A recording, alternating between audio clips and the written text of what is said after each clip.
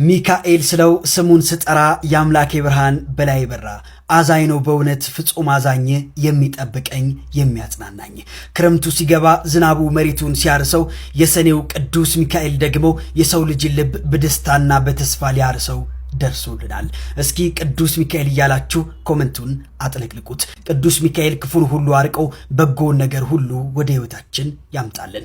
አባቶቻችን እባካችሁ ስለ መድኃኔዓለም ይህንን ቤተክርስቲያን አሰሩልን ማስቀደሻ ቦታ አተናል እያሉ እኛ ልጆቻቸውን እየተማጸኑ ይገኛሉ።